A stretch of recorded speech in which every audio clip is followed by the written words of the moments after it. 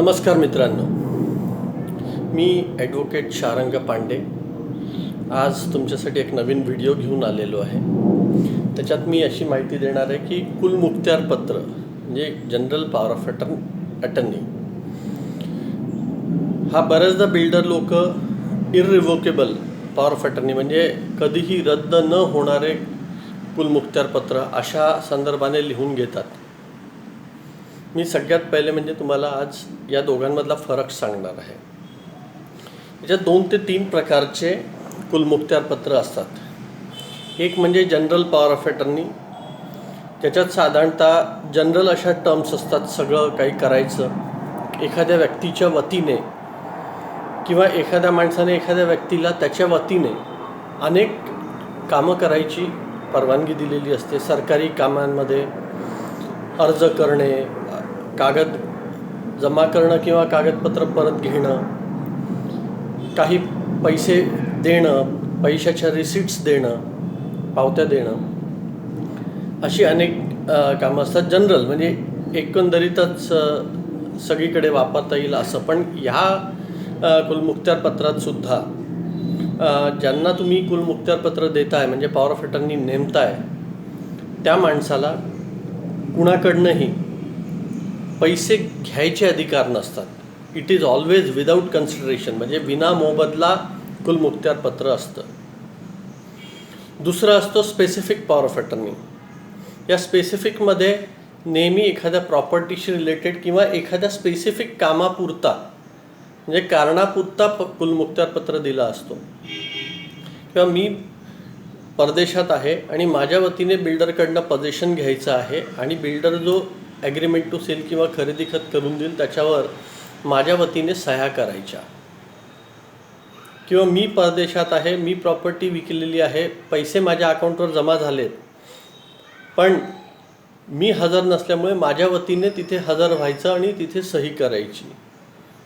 हा दुसरा प्रकार झाला। आणि तिसरा आहे इररिव्होकेबल पॉवर ऑफ अटर्नी। पहिल्या 2 प्रकारामध्ये स्टॅम्प ड्युटी ही 500 रुपये असते फक्त। पण तिसरा जो प्रकार आहे इररिव्होकेबल पॉवर ऑफ अटर्नी, कधीही रद्द न होणारे कुलमुखत्यार पत्र, ह्याच्यात कंपल्सरीली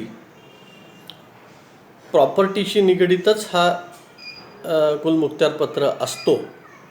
पण याच्यात कधीही रद्द न होणारं हे तेव्हाच होऊ शकतं जेव्हा प्रॉपर्टीचे अधिकार आपण already right, title, interest, ownership आपण ऑलरेडी खरेदी खत किंवा डेव्हलपमेंट ॲग्रीमेंटच्या अंडरमध्ये एखाद्या बिल्डरला दिलेली असते किंवा एखाद्या व्यक्तीला विकलेली असते। आणि त्या केसमध्ये फक्त तुम्ही अशा टाईपचं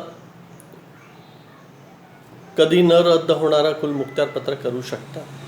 पण अनेकदा बिल्डर लोकांनी पूर्ण पैसे दिलेले नसतात ओनरला, पण तरीही कधी रद्द न होणारा कुलमुखत्यार करून घेतात। तरी अशा प्रकारचं करता येत नाही। असं जरी त्याने लिहिलं असलं तरी तो कुलमुखत्यार पत्र रद्द करता येऊ शकतो। एक नोटीस द्यायची, एक कॉपी त्याची सब रजिस्टर ऑफिसला द्यायची जिथे तो रजिस्टर केलेला आहे आणि हे कुलमुखत्यार पत्र रद्द होऊ शकतं। पण जर तुम्हाला मोबदल्याची रक्कम पूर्ण मिळालेली आहे आणि तरी अनेक अधिकार किंवा अनेक जागी तुम्हाला सह्या करायच्या असतात, प्रत्येक वेळेस तुम्हाला जाणं शक्य नसतं, कारण की बांधकामाच्या परवानग्या, येण्याच्या परवानग्या, अनेक NOCs घ्याव्या लागतात, त्या ठिकाणी तुम्हाला अशी कधी रद्द होणारी कुलमुखत्यार पत्र देता येतं। कधी रद्द होणारा कुलमुखत्यार पत्र, कुठलेही कुलमुखत्यार पत्र हे देणाऱ्याच्या मृत्यूबरोबर संपुष्टात येतं। पण इररिव्होकेबल पॉवर ऑफ अटर्नी जो तुम्ही पूर्ण मोबदला घेऊन दिलेला आहे तो मृत्यू पश्चातही इफेक्टिव्ह राहतो, असा भारतीय कायदा आहे। त्यामुळे मी हे अनेक लोकांचे गैरसमज ऐकतो आहे, माझ्याकडे अनेक इन्क्वायरीज येतात, लीगल क्वेरीज किंवा कन्सल्टेशनसाठी लोक येतात, त्याच्यात खूप गैरसमज आहेत लोकांचे। तर हा व्हिडिओ माझा जो आहे हा गैरसमज दूर करण्यासाठीचा आहे। आणि मी याच प्रकारे अनेक छोटे छोटे व्हिडिओ घेऊन तुमच्यासमोर येतोच आहे। माझे आधीचेही व्हिडिओ तुम्ही बघितलेच असतील।